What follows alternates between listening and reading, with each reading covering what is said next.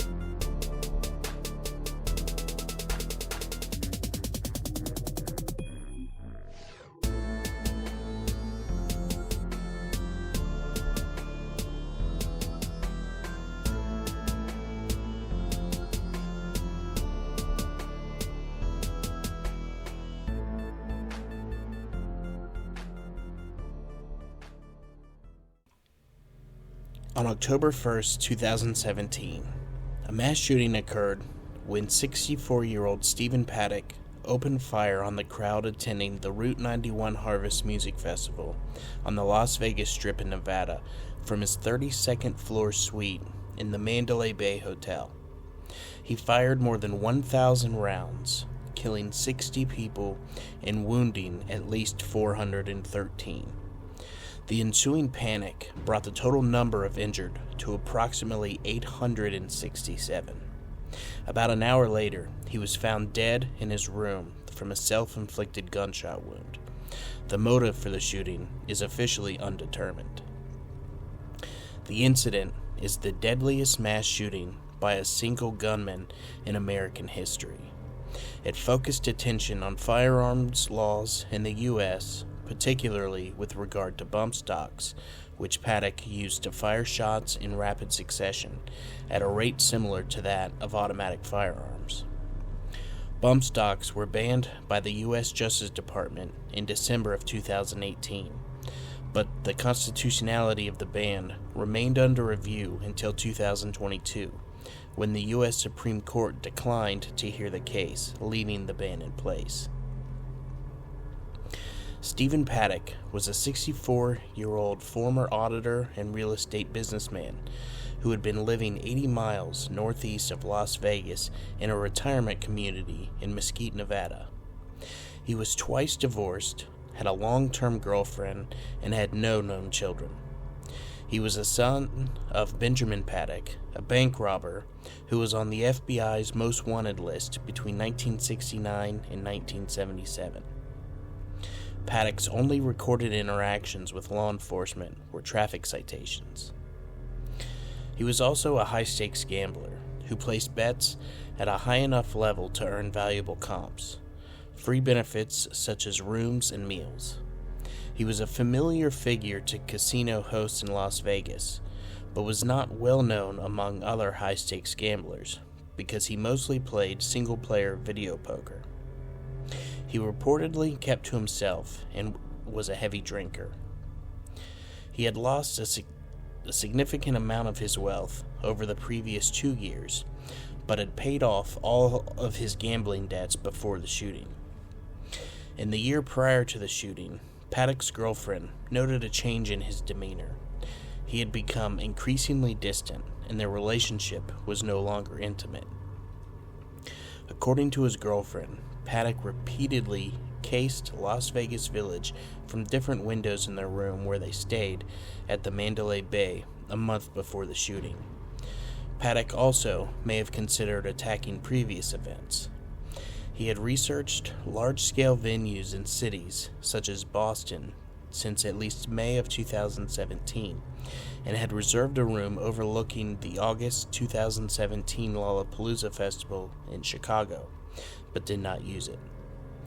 From September 17th, Paddock stayed at the Ogden in downtown Las Vegas, which overlooked the open-air Life is Beautiful festival that ran from September 22nd to the 24th.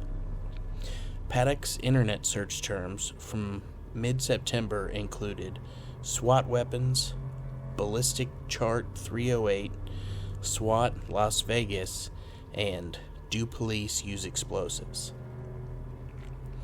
Paddock arrived at the Mandalay Bay on September 25, 2017, and he booked into room 32-135, a complimentary room on the 32nd floor.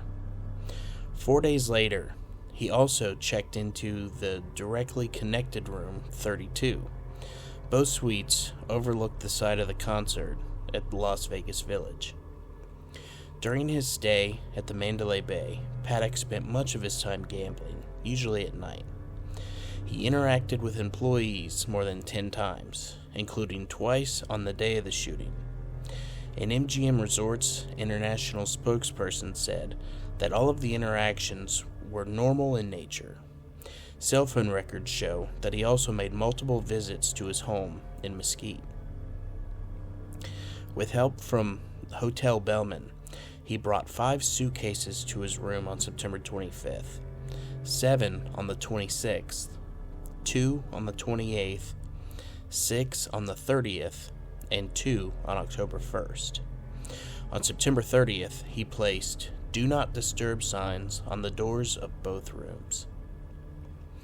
24 firearms, a large quantity of ammunition, and numerous high-capacity magazines capable of holding up to 100 rounds apiece were found in the suite. 14 of the firearms were .223 caliber AR-15 type semi-automatic rifles, 3 manufactured by Colt, 2 by Daniel Defense, 2 by FN Herstal, 2 by LWRC International, 2 by POF USA, 1 with a .223 Wild Chamber by Christensen Arms, 1 made to order by LMT, and 1 by Novoseki.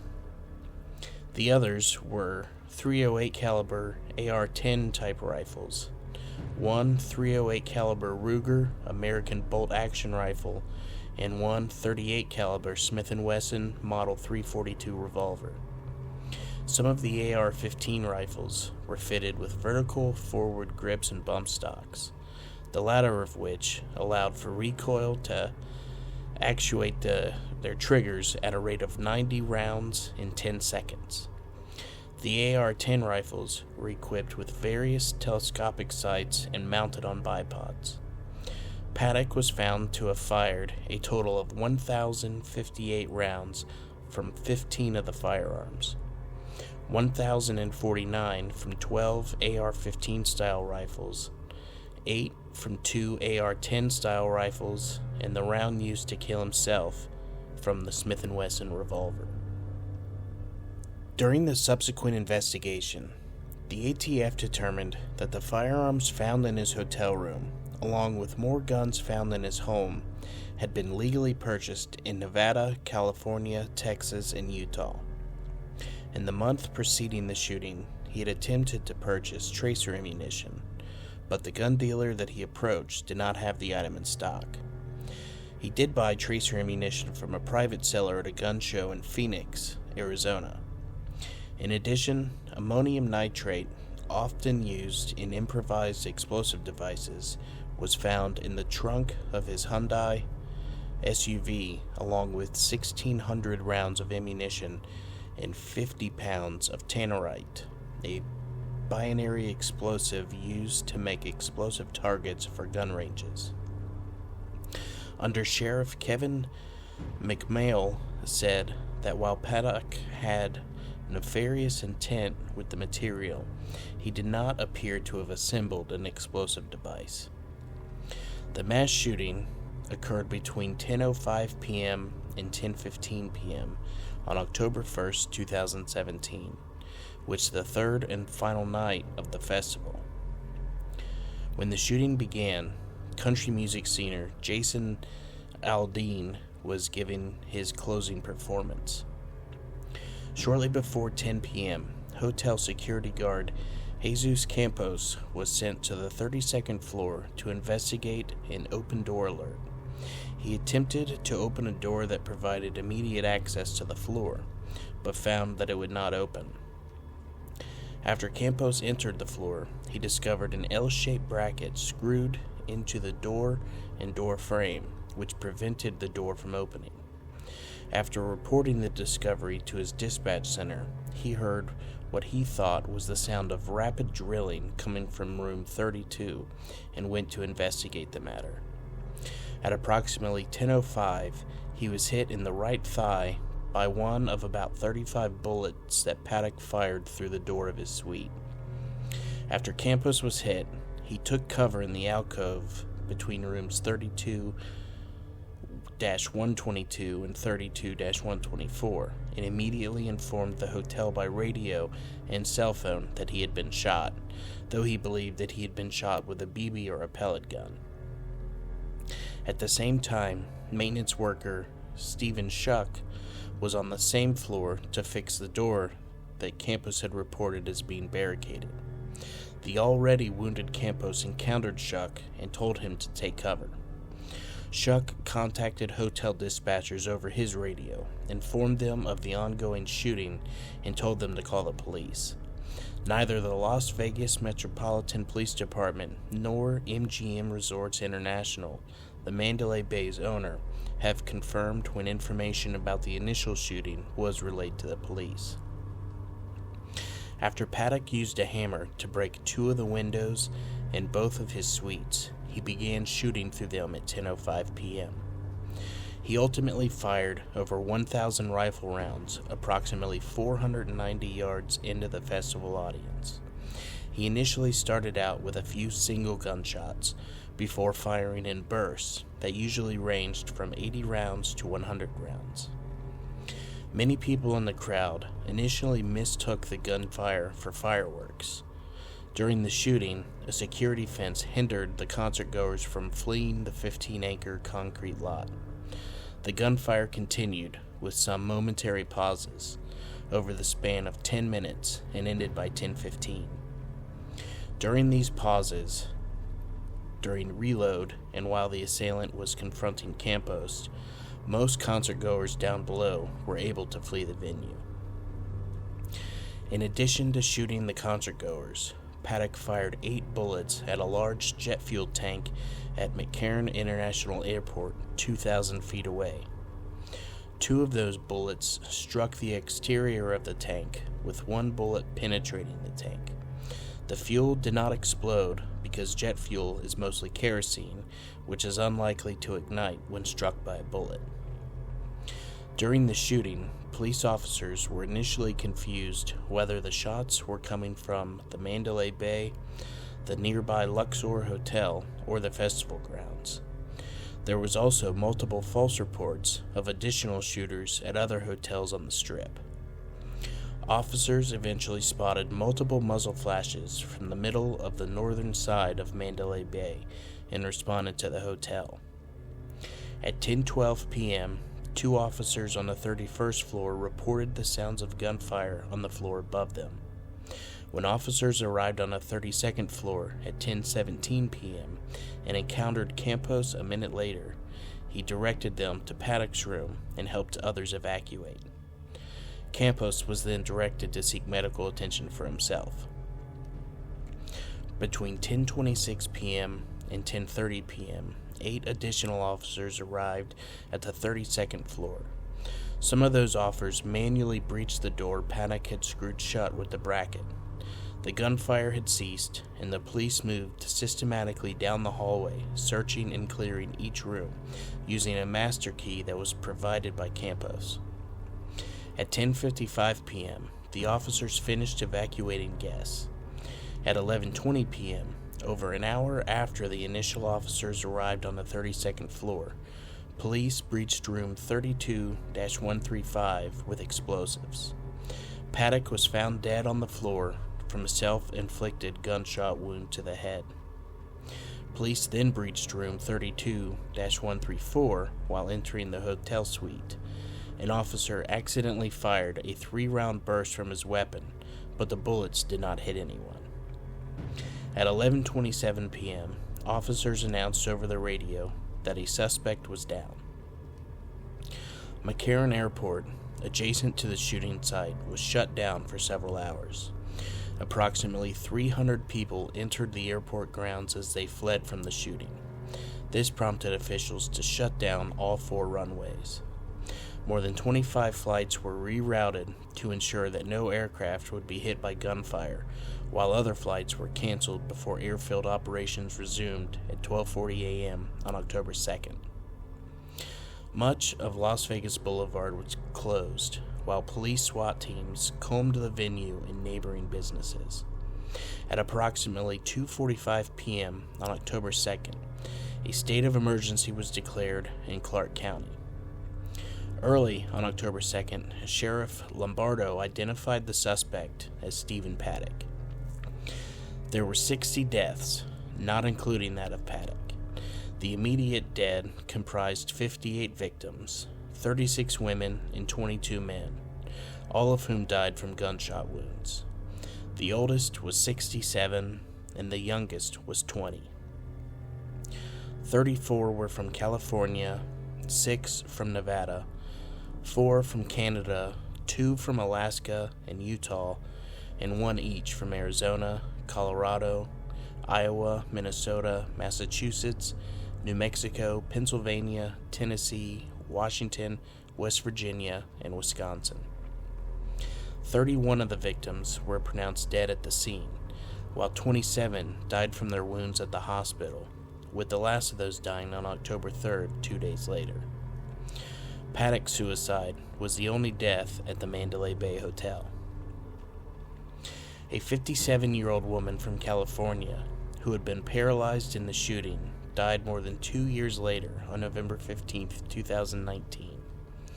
On October 24, 2020, the San Bernardino County Medical Examiner officially attributed her death to the shooting, though the Las Vegas Metropolitan Police Department declined at the time to include her in the official death toll. The Las Vegas Police Department also initially declined to include a 49-year-old Nevada woman who died from complications of a leg wound on May 26, 2020. The department revised its decision, however, and October 1, 2020 included both women in the count. In 2023, a probate case determined that the shares of Paddock's estate would be distributed among the families of 61 victims, though the attorney who handled the case declined to disclose the identity of the 61st person or how they died. The Las Vegas Review-Journal reported that the 61st person was a survivor who died by suicide after the shooting. The incident is the deadliest mass shooting committed by an individual in the United States, exceeding the death toll of the 2016 Orlando nightclub shooting, in which 49 people were killed. Approximately 867 people were injured, at least 413 of them with gunshot wounds or shrapnel injuries. In the aftermath, many victims were transported to area hospitals, which included University Medical Center of Southern Nevada, Sunrise Hospital and Medical Center, and at least one of the 6 hospitals of Valley Health System. Sunrise Hospital treated the largest portion of the wounded, 199 patients, 150 of whom arrived within about 40 minutes. University Medical Center treated 104 patients. Additionally, 6 victims sought medical treatment in Southern California. UC Irvine Medical Center treated 4, and Loma Linda University Medical Center treated 2. Many victims of the shooting required blood transfusions, which totaled 499 components in the first 24 hours of treatment. This blood was rapidly replaced by available blood from local and national blood banks. University Medical Center, the Level 1 trauma center in Las Vegas, was difficult to access for more than 50% of patients transported by private vehicles because Interstate 15, the most direct route from the shooting location, was closed to the public. Also, an erroneous emergency services announcement made 1 hour after the shooting reported UMC had reached capacity and was on diversion. This confusion persisted for several hours and led to most patients being transported to Sunrise, a level 2 trauma center. On the morning after the shooting, lines to donate blood in Las Vegas stretched for blocks, and wait times were as much as 6 hours or more. In Las Vegas alone, 800 units of blood were donated to the local blood bank in the days following the shooting, and the American Red Cross reported a 53% increase in blood donation in the 2 days following the shooting. It was later reported that over 15% of the blood donated in Las Vegas after the shooting went unused, prompting questions about the benefit of widespread calls for blood donation following mass shootings. Millions of dollars have also been raised to help the victims and their families.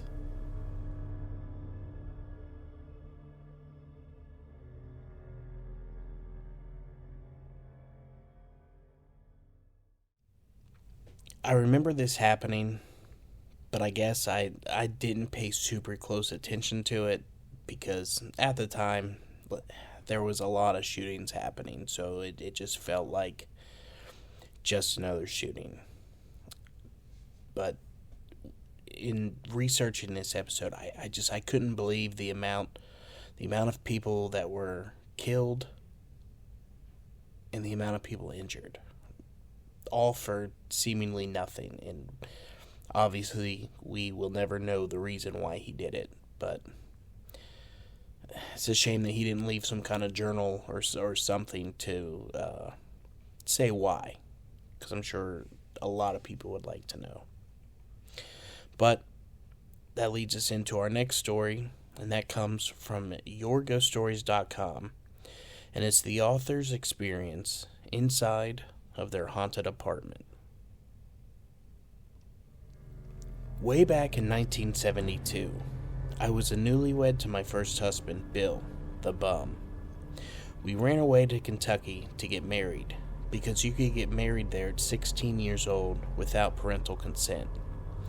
It was 2 weeks after I turned 18, and I could leave Ohio at 18, and that was then considered legal age to do so. A mistake on my part, but I corrected it a few years later. However, that's another story, not really appropriate for this site. We were living with his foster parents when we came back to Willoughby. My parents were just glad to see that I was alive, but they were less than thrilled with Bill. I grew to understand that later on. At any rate, we were living in Esther's house that was a former boarding house long before I met Bill. One room in the house was haunted by the ghost of a former boarder named Chester, who was an alcoholic and unfortunately passed away there. I encountered poor Chester and mentioned him in a previous post about Esther's boarding house. He was merely confused and not aware of his non-living state until I gently explained it to him, thus helping him to move on to a better existence. We lived with Esther and Dave for about a year and a half, but it was hardly subliminal. We had very little privacy except for up in our bedroom, or when we left every weekend for our playing jobs. We were both guitarists and in a 4-piece band. Our drummer, I'll call her S, was also our manager. That way, we always had our manager with us. She would find the gigs and negotiate our pay scales. That was about the only fun I had while married to Bill, since he mostly didn't stay employed for too long. He had a problem with work called laziness. Those weekend gigs helped us in gas and food, though, for several months until I found employment as a nursing assistant in a nearby hospital. Believe it or not, Back then, $2.25 an hour was a fairly decent wage, and we were able to move out to our first apartment at last. The apartment was once a huge century-old mansion that the owners converted into 8 separate apartments, 4 upstairs and 4 downstairs. We got the one on the far left side and the back facing the street. The rent was only $110 a month.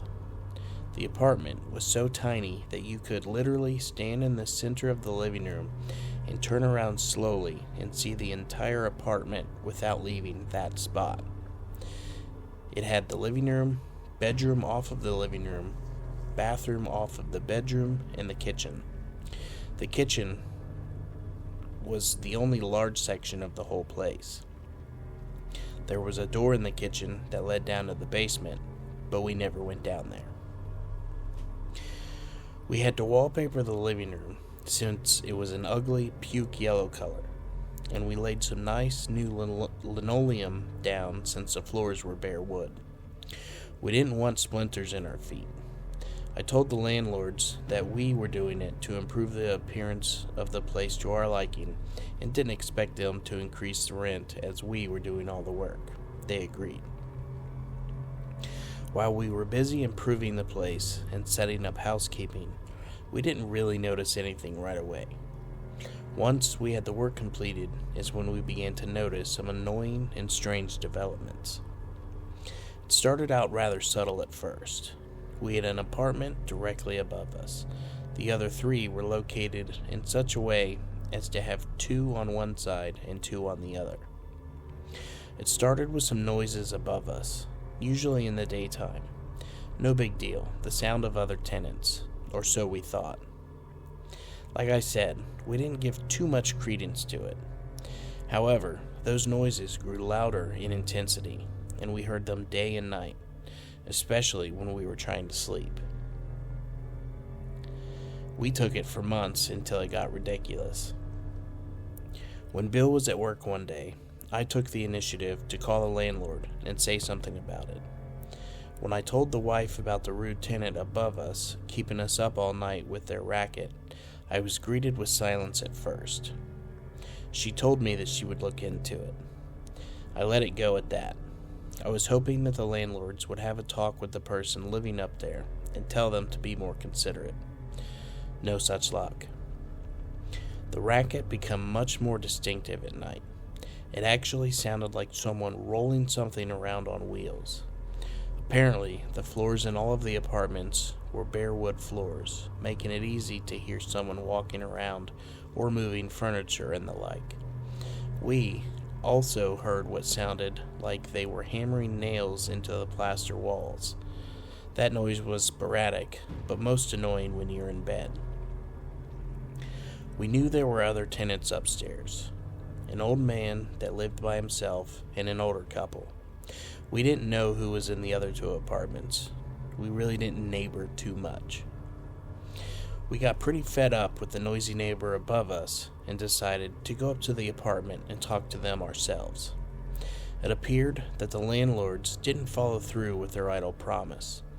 Driven by annoyance and sick of being kept up at nights, we marched upstairs to confront our tormentor. We resolutely stood outside of the apartment door and persistently began knocking on it. We got no answer. We kept pounding until we'd get a response. And then the woman that lived with her husband directly across from that apartment opened her door. She looked to be in her 40s, attractive, and spoke nicely to us, inquiring as to what we were doing. We explained that whoever was living in there was keeping us up practically all night with all the racket they were making. I asked, why don't they open the door? Are they deaf, so they can't hear all the noise they're making at all hours? What's their problem? We're getting quite aggravated about it. The landlord assured us that they would talk to them, but nothing has been done so far. She had a rather blank look on her face. She introduced herself and invited us in so she could talk to us. Her husband was at work, but she asked us to sit down. She offered us some coffee. We were seated at her dining room table as she brought the coffee out to us. She had a cup. She told us not to think that she was crazy, but her husband and her have been hearing the same noises since they moved in the year before us. She said hearing what we said made her realize that what her husband and her surmised convinced her that they weren't just bonkers and hearing things. She said that that particular apartment was empty. Our jaws dropped. Even Bill, the skeptic, was stunned. We told her that somebody has to be in there. She confirmed that the only people that they've seen in there were the landlord and his wife when they come by once a week in the mornings to clean it. She said that they've seen the landlord showing the apartment to several people, yet no one comes back or has moved into it. She took a deep sip of her coffee and told us with a very serious tone in her voice that her husband and her believed that place was haunted. I believe my reaction was, "Say what?" She wasn't joking in the least bit. She said that her husband and she were looking for another place to move because it was beginning to scare them. I asked her if she knew anything as to why it might be haunted. All she could tell me was that the old man that lived down the hall next door might know something since he had been living there for a number of years. She didn't want to question him since I didn't know him personally and weren't sure how to inquire about it. Fortunately, I was a little braver and the curiosity was more than I could stand. I waited for my day off from the hospital. I did notice an old fellow that would periodically sit out on the front porch when the weather permitted it. The house had a wraparound porch, so I just walked around to the front when I saw him outside one day. I introduced myself and told him that we recently moved in around in the back. I started some polite conversation, trying not to be too obvious about my curiosity. I asked him how well he was acquainted with his neighbors, and did he like living there, things like that. During the conversation, he mentioned that there was a strange old guy that lived in the apartment opposite him at the end of the hallway. He said that the man had to get around with a wheeled walker because he had difficulty walking. He thought that the guy was a little kooky since he was frequently thinking he had to pound nails into the walls to hang things. He wasn't satisfied with his surroundings and was constantly trying to change it.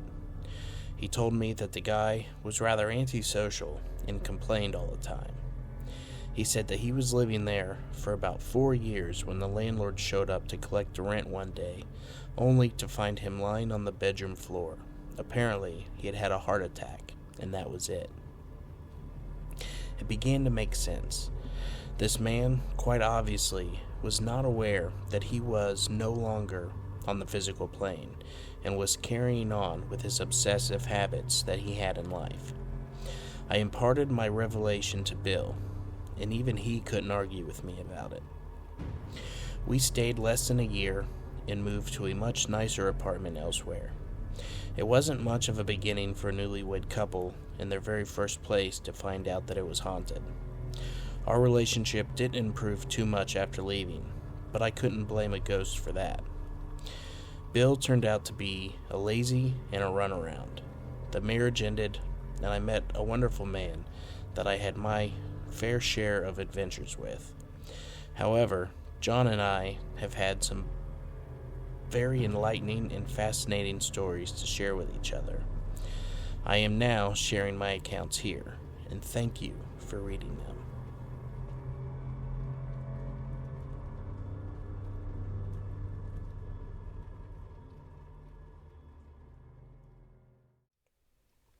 That is going to do it for today. Thank you everyone for listening, and I do hope that you enjoyed the stories. If so, could you please rate and review on Spotify and Apple Podcasts? A 5-star rating really helps others to find the show. Don't forget to join us on Facebook, follow us on Instagram, and subscribe on YouTube. And once again, thank you all for listening, and make sure to keep those doors and windows locked, and stay ready for Ohio Unsolved.